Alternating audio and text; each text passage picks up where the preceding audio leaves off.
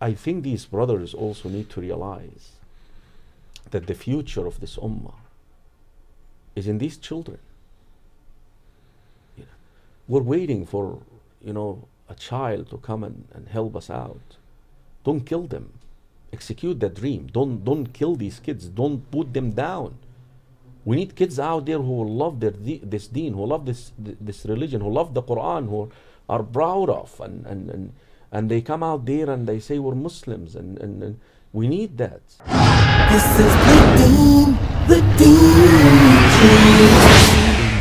Tarbiyah regarding children, and it's something where after this program, it was specifically having to do with teachers using sending verbal messages to kids that didn't empower them, but it kind of demoralized them, their confidence, their self-esteem. And then it opened up a conversation with people also coming out and talking about how they left Islam at one point because they remembered a particular teacher hitting them or using some language with them, and then alhamdulillah, they came back. And then even some imams that I spoke to, they also were talking about how this is kind of like a secret, an open secret, that this is something that needs to be talked about. It's something that people have inherited from their country. They're doing these same methods, and I've even heard someone mention a certain person was telling me one justification. I'll see what one is. It's really crazy that when the Prophet ﷺ, he got the revelation that came to him, he was squeezed. I don't know if you ever heard this one. So people who do this type of method, they'll say, well, the Prophet ﷺ, we're teaching Quran, so the Prophet ﷺ, before he got Quran, he was squeezed very tight, inflicted with some pain, so we have to inflict. That was one. Some people also talk about the hadith where the Prophet ﷺ said, guide your children to pray at 7 and then discipline them by the time they're 8. Oh no, 10, I'm sorry. So they'll use some of these hadith. So I wanted to continue on from there, some of yours on what I've just said, and what do you have to say about? First of all, it was amazing because I'm presenting right now the seerah of the Prophet ﷺ. It's available online as well. It's called Know Your Messenger, and I happen to be just presenting that scene of the squeezing and the wisdom behind it. We got this guy, the crazy guy, Salman Rushdie, I think he came up with that thing called satanic verses. He's basically saying that these are thoughts, personal thoughts. So the squeezing here is to show you that you have two entities, two individuals interacting with one another, Jibreel alayhi salam and the Prophet sallallahu alayhi wasallam. So it's not internal, thoughts, just to expel that. We'll come to the subject of command them to pray at the age of 7, and then at the age of 10 go ahead and punish them if they do not do. We'll come to this for a minute. But let me begin by the issue that... Can you use, instead of punish, discipline, same thing? Yeah, discipline. Discipline. Yeah, discipline. The issue that we have, Eddie, with this subject it has nothing to do with that. Actually, these are weak evidence that are taken completely out of context to justify something that is wrong, something that is to be corrected. It has to be corrected because this is wrong. This is absolutely wrong. What's wrong? Demoralizing, calling a student names, and I have to admit, I used to be a teacher at one stage of my life. I used to do this, and I realized that this is wrong. You see, the problem with a lot of these teachers... Give some examples of names you've heard. Yeah. The problem with these teachers, they came from overseas, and all their asset is the memorization of the Quran, but they have not gone through any curriculum, psychology of a child, a curriculum of how to teach, the manners and the etiquettes of teaching. And they even do not use the proper evidence to teach them. If you're gonna say that you're completely a religious guy, you don't want to go into that conventional kind of education, to become a teacher in America, you have to go through, you have to have a teaching degree, right? Yeah. You see, they don't only teach you what to teach, they teach you the psychology, the interaction with the child. Pedagogy, yeah. We don't go through this. Mm-hmm. So, and now he goes after one or two evidence and taking them out of context to justify what he's doing wrong, or to justify what I'm doing wrong. Maybe, meanwhile, you have tons of evidence that teaches you that you need to be soft, you need to be kind to the children. The Prophet ﷺ, Anas spent 10 years with him. He didn't do that with him. One time he told him to do something, he did not do it. He looked at him and he smiled and he left. You understand? For you have multiple evidence, a lot of them, that show you that you have to be soft, you have to be kind. I think the point here is we are trying to teach American children, and I'm sorry I'm making this exclusive to Americans, but let's say European children in Europe or in America using techniques that we were brought up with back in the Middle East, in a different time, in a different place. So we live in a different time, in a different place, different environment, and we want to use techniques and that were implemented in a different time, in a different place. That's exactly what the problem is. And all what we're after is bringing out some weak, taken out of context evidence in order to justify this. This is wrong. Eddie, you need to understand this. The teacher can be a great impact on a child because he contributes to the upbringing of the child, like the parents. But at the same time, he can be a devastating impact on the child.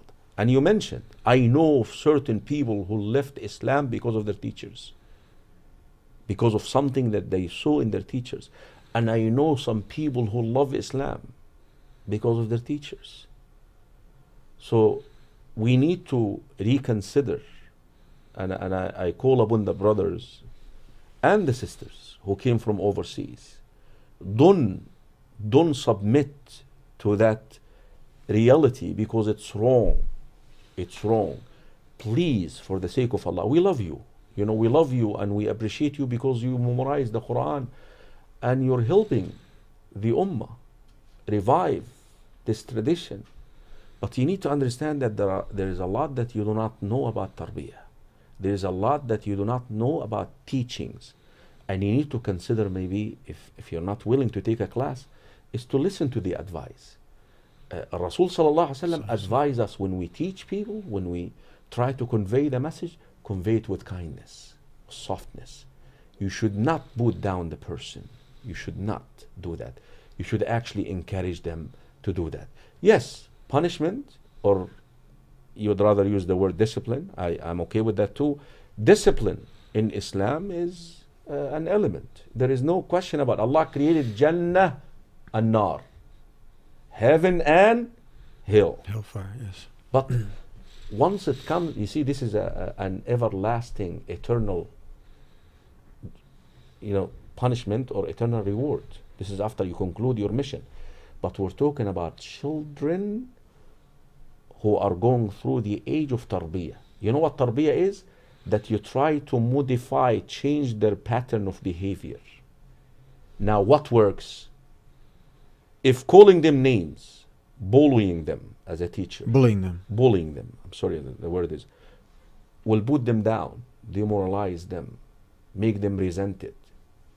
Will you do it? No. You shouldn't. You shouldn't do it. You should do what helps them to change, to be better people. And I tell you, with American kids, the lollipop, the Jannah approach works a lot. Yeah, and that's, I think these brothers also need to realize that the future of this ummah is in these children. We're waiting for, a child to come and help us out. Don't kill them. Execute the dream. Don't kill these kids. Don't put them down. We need kids out there who will love this deen, who love this religion, who love the Quran, who are proud of, and they come out there and they say we're Muslims, and we need that. You know, we're having issues now, Eddie, with our children. They are leaving Islam. Some of them they shy away from even saying that they are Muslims. They change their names to Mo. And so this is just another excuse, another door yes, that opens, that you're helping to open. Make them love it. Yeah. You see, the Prophet ﷺ was the greatest teacher of them. Of course, no one can attain his, but at least we need to try. He made his companions love the cause. Love the cause. Yeah. You as a teacher, you make them love the Quran. Yeah. You make them love memorizing the Quran. You make them enjoy the experience. It will make a difference in their lives. Mm-hmm. But don't tell me that you're trying to, you see, it's known. It's known if somebody does something you want from them out of fear, the moment that fear is lifted, they're not going to do it. Yeah. Yes, maybe he doesn't want to be called a name. Maybe he doesn't want to be pushed around. All right? That's why he's going to go, let me memorize because I don't want to hear this teacher, man. I'm tired of this teacher. But the moment that he doesn't fear you anymore, it's over. He's not going to do it. But imagine doing it out of love. Man, I love the Quran. This teacher, you know, when I memorize, and even if I make a mistake, he explains it to me, and it makes a difference, Eddie. It's a whole different thing. Yeah. You were gonna, I want to say something. You were going to go back. I want to say something. Yes. And Allah is my witness. I used to do these wrong things. Mm-hmm. And I learned the hard way. And that is why I'm calling upon my brothers who are in this field, who have not, I'm telling you, reconsider. Mm-hmm. Reconsider. You know, we all learn. Yeah. You know, we're human. We make mistakes. That's really praiseworthy when someone can admit to a mistake and come out and. Well, I didn't know. I didn't know better. Yeah. You know, when you do something out of not knowing, Allah al-udhr bil-jahl, even fil kufr, even once it comes to disbelieving in Allah, you're actually given an excuse because of not knowing. Yeah. You were going to go back to the hadith about prayer. What were you going to say about that? Prayer? Yeah, about 7. Guide them to prayer at 7 and then discipline them by 10. Well, were you going to comment on that? Yeah, well, you said it. It's discipline. Yeah. It's basic. What's the context? Because you know what the context is? You know what the context is? I heard someone. You know what the context is? Please tell me.